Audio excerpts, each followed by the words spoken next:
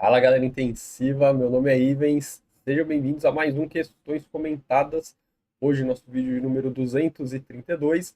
Já começa deixando aquele joinha, deixando aquele like aí, clica na setinha aqui embaixo, compartilha esse vídeo, manda esse link lá nos grupos, lá pra galera acessar aqui os vídeos no canal. Não se esquece de se inscrever aí no canal se você ainda não é inscrito e deixar o seu comentário, né, dando uma dica de prova aí, dando uma dica de alguma questão para eu trazer aqui comentada, ou simplesmente dando aquela engajada, mandando bom dia, boa tarde, boa noite, hashtag 232, manda aí, bora lá ver as nossas questões de hoje. Hoje, vamos ter aqui então ó, questões da prova de título da Sobrafir, essa da prova aplicada no Piauí em 2023. Quais os objetivos da utilização da cânula nasal de alto fluxo? Letra A. Oferecer oxigênio através de óculos nasal para redução de esforço muscular respiratório. Então, oferecer oxigênio através de óculos nasal, a gente pode chamar aquele tipo de interface, digamos assim, né, do catéter nasal de alto fluxo, de um óculos nasal, parecido com o catéter convencional que a gente usa, né? Para redução do esforço muscular respiratório, aqui já é mais complicado, né? Porque em alguns pacientes o uso do catéter nasal de alto fluxo até pode levar à redução desse esforço, mas se eu penso em reduzir mesmo o esforço muscular respiratório, aí eu tenho que pensar em ajudar diretamente esse músculo com pressão positiva em dois níveis, né? Preciso usar uma pressão inspiratória para realmente reduzir esse esforço muscular respiratório, né? Então, o catéter nasal de alto fluxo, ele é um meio de oxigênio terapia e não de redução do esforço muscular diretamente, né? Igual a ventilação não invasiva com dois níveis. Letra B. Fornecer oxigênio em temperatura ambiente, umidificado, alto fluxo 40 a 60 litros por minuto e geração de pressão positiva que pode alcançar 5 a 7 centímetros. Então, fornecer oxigênio em temperatura ambiente? Não, né? As características do catéter nasal de alto fluxo é que é um gás aquecido e umidificado. Então, ele tem que estar aquecido e umidificado. Então, não é em temperatura ambiente. Letra C. Fornecer oxigênio aquecido? Sim. Umidificado? Sim. Alto fluxo entre 40 a 60 litros por minuto. Geração de pressão positiva que pode alcançar 5 a 7 centímetros de água. Aqui, ó, só um detalhe, né? Volta aqui, ele fala assim: quais os objetivos da utilização da cânula nasal de alto fluxo? O objetivo é geração de pressão positiva? Não. O objetivo da cânula nasal de alto fluxo é fornecer oxigênio aquecido e umidificado em alto fluxo. Então, geração de pressão positiva pode acontecer no alto fluxo? Hum, não é um objetivo. Se você tem por objetivo fornecer pressão positiva, você tem que usar a ventilação não invasiva, seja CPAP ou seja BIPAP. Então, gerar pressão positiva não é um objetivo do catéter nasal de alto fluxo. Pode ser que gere? Pode, vai depender de uma série de fatores, né? Se o paciente vai estar com a boca aberta, qual que é o fluxo, qual que é o padrão respiratório desse doente. Tem artigos que mostram que gera até 5 centímetros, tem artigos que falam que a cada 10 litros por minuto você gera 1 centímetro de água. Então, não pode ser o objetivo gerar algo que é incontrolável, né? O objetivo é aquilo que você controla quando você fornece, que é o oxigênio aquecido, umidificado, em alto fluxo como FO2 regulável, né? Então, assim, a gente vai deixar passar aqui, mas vamos lá, né? Por enquanto, vamos deixar essa. D. Fornecer oxigênio a 100% em altas temperaturas para facilitar a melhora da troca gasosa. Oxigênio a 100% pode ser, mas não é necessariamente o objetivo. Em altas temperaturas também não, né? É aquecido, não em altas temperaturas. Então aqui vamos tirar. E E. Fornecer oxigênio aquecido, umidificado, em alto fluxo a 100 litros por minuto. Tem aparelhos que dizem que chegam nesses valores, né? Mas o que a maioria faz é ficar entre 40 e 60 litros por minuto. Então vamos tirar esse. E aí sobra para a gente a letra C, com a observação de que geração de pressão positiva não é um objetivo, né? Então, olhando o nosso gabarito, letra C, coloque mais um certo aí, mais um pontinho na sua prova. Segunda questão. A monitorização da ventilação mecânica é de extrema importância, sendo a auto-PIP uma das variáveis a ser avaliada. Esta variável é mensurada da seguinte forma. Vamos lá. Letra A. Inspeção da curva fluxo versus tempo em ventilação controlada, realizando pausa expiratória. Quando eu olho a curva fluxo versus tempo, eu consigo ver se tem autopip, eu consigo até ter uma ideia se está ocorrendo autopip quando não existe retorno para o zero na fase expiratória da curva de fluxo, né?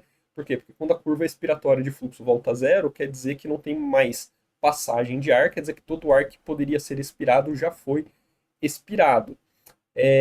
Preciso realizar uma pausa expiratória para isso? Não.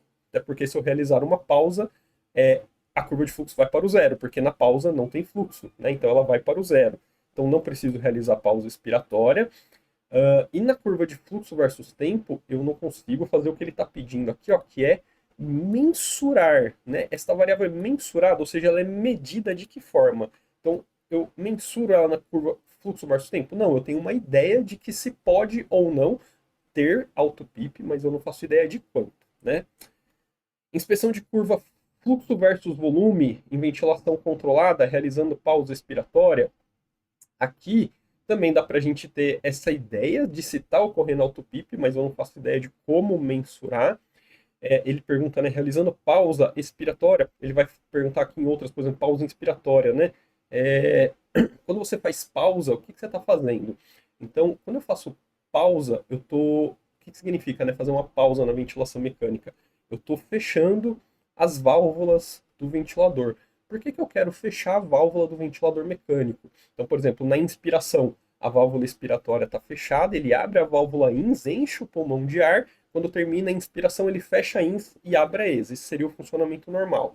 Se eu fizer uma pausa inspiratória, o que ele faz? A válvula expiratória está fechada, ele fornece todo o ar da inspiração para o paciente e quando acaba a inspiração, ele fecha a válvula inspiratória e mantém a expiratória fechada também. Então ele faz uma pausa com todo o volume corrente lá dentro do pulmão. E o resultado disso, né, dessa pausa inspiratória, é o que a gente chama de pressão de platô. O que é a pressão de platô? Nada mais é do que a pressão nos alvéolos ao final da inspiração. Por que tem que fazer uma pausa? Porque eu não consigo medir a pressão lá no alvéolo diretamente. Eu não tenho um sensor lá no alvéolo para medir a pressão. Os meus sensores estão ou lá no ventilador ou no Y ali com o sensor proximal. E aí, num sistema fechado, né? Olha aí a física, que legal. Num sistema fechado, quando eu fecho esse sistema, o que acontece? A pressão se iguala em todos os pontos do sistema. Então, quando eu termino a inspiração e fecho a válvula inspiratória, deixo tudo fechado, eu consigo igualar a pressão lá do alvéolo com a pressão no Y ou no ventilador e medir essa pressão, que é a pressão alveolar. E no final da inspiração, a gente chama isso de pressão de platô. E na expiração, o que ele faz? Ele termina a fase inspiratória, fecha a válvula inspiratória, abre a válvula exalatória e quando ele exala todo o ar, ele fecha a válvula exalatória.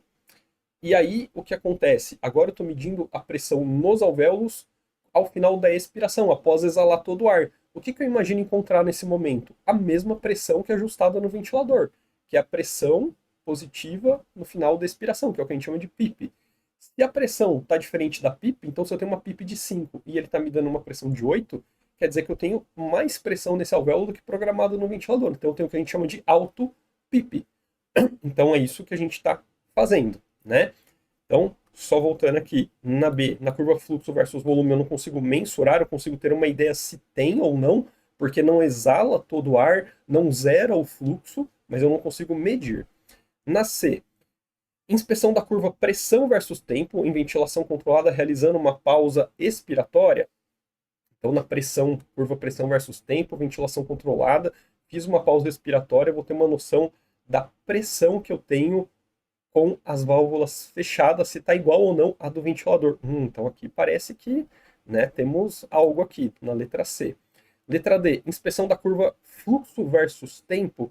Lembra qual que é o problema de fazer uma pausa olhando para a curva de fluxo? Quando você faz pausa, as válvulas fecham, cessa o movimento de ar. Então, quando cessa o movimento de ar, o que acontece nas curvas de fluxo? Volta para o zero.